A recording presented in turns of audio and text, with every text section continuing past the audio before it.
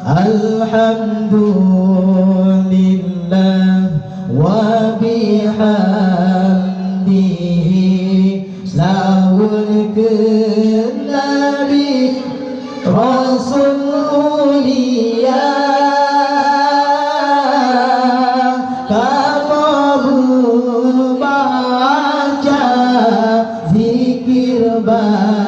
berjanji kesidon Nabi Rasul mulia.